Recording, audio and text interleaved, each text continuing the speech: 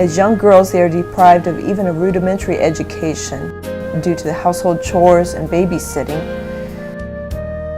and they are married off at a very young age. As a result, these women are 100% illiterate, yet they are incredibly hard workers.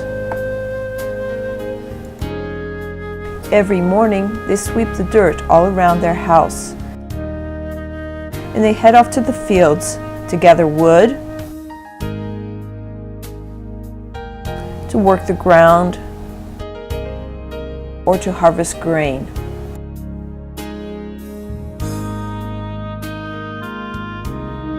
In the early afternoon, they begin preparing the evening meal, first by pounding millet to make flour. They also buy condiments to make a sauce, and then they cook the boule and sauce for their family.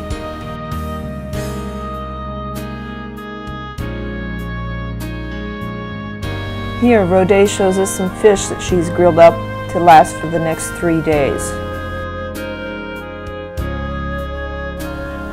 Reaching out to these women has meant building relationships with them through work and fellowship.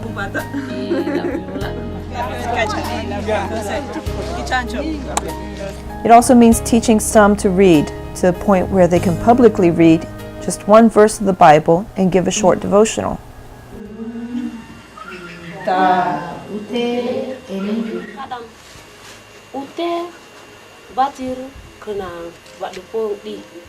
Malaoso na kolem katau kada wang so na na ko dusang so men kartu ga nuru ne utuka.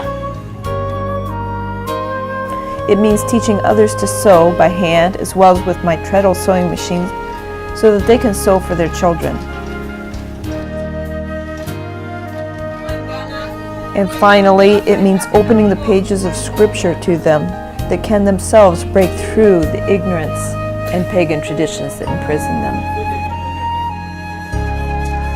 Although often difficult, reaching out to these women has been one of the most rewarding challenges of reaching the Quang.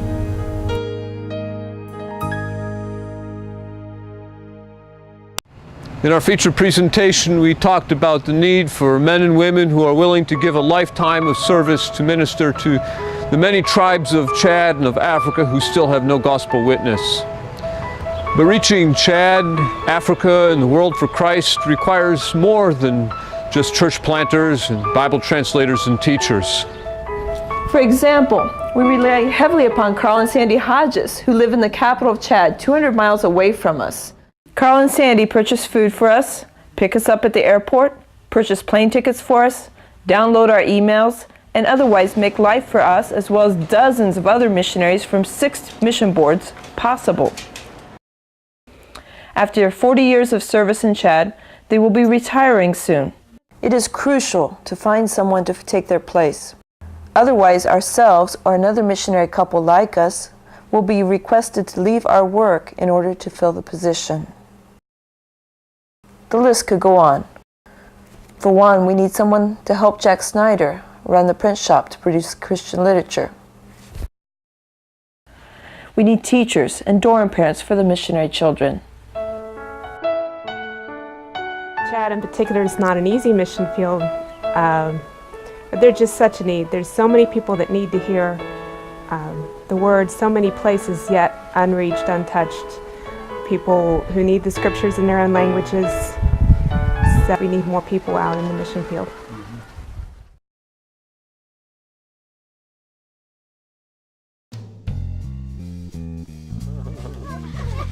Hi, I'd like to tell you some of what being a child in Africa is like.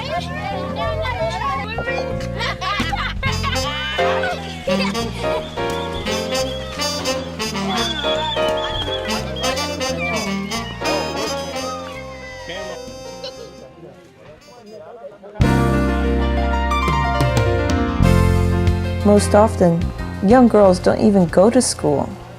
Instead, they spend time looking after younger brothers and sisters and helping out with chores around the home, like carrying water or pounding millet.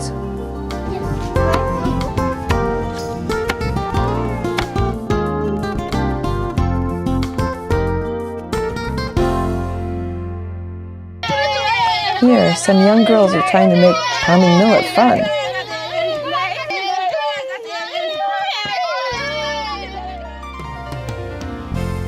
Boys do some of the chores too, like feeding the cattle.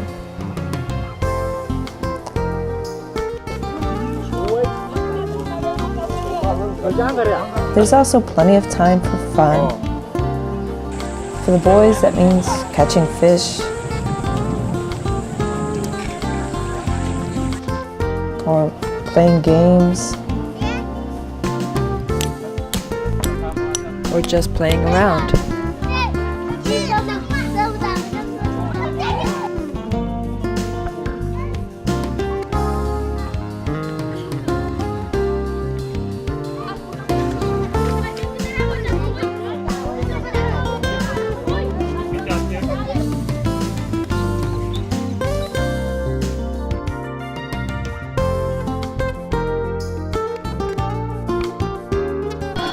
They all have a real keen interest in music, as you can see here.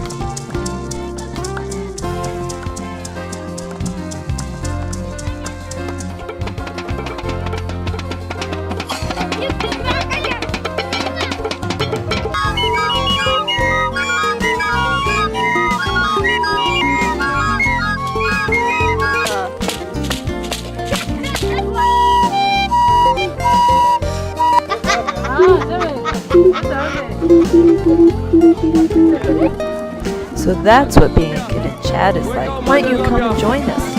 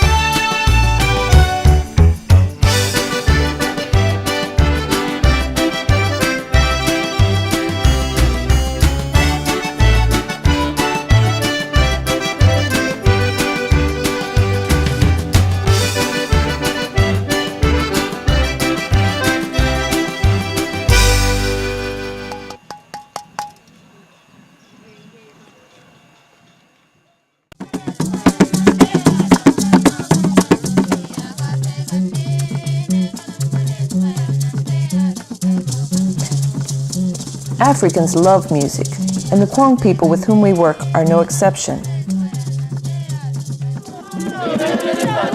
Music is the language of their hearts.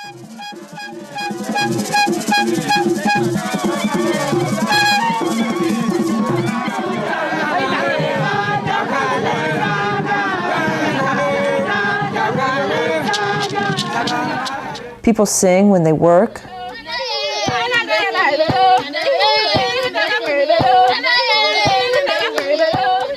When they teach their traditions.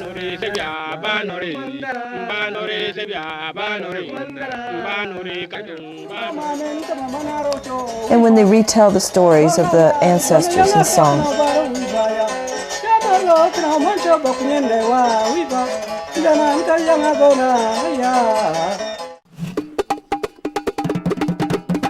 Music is their main source of entertainment in a land without media.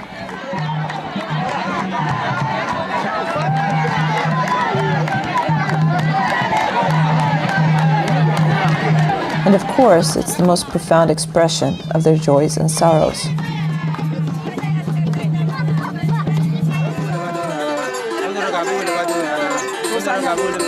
Kwang music is unlike anything we are familiar with in the West.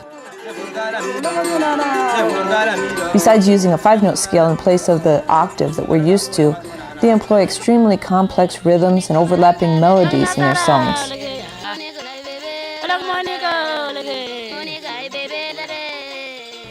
While it may not sound beautiful to our ears, the Kwang love it and are very good at it.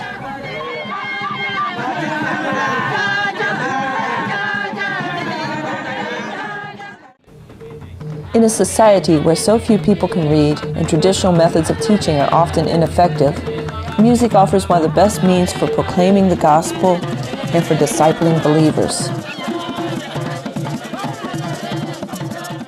Unfortunately, far from embracing their own musical heritage, the Kwang Church has for many years been afraid of it, believing it to be a compromise with the worldly society around them. Instead, they have used European hymns, which are often changed beyond recognition. This is what Onward Christian Soldiers sounds like.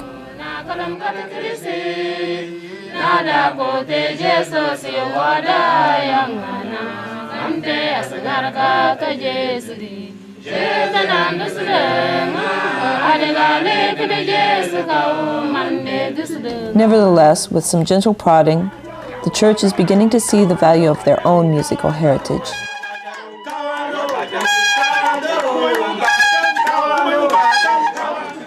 In 2004, together with a group of talented Kwang men, we broke with tradition and set Psalm 96, 23, as well as a collection of other psalms to traditional folk tunes.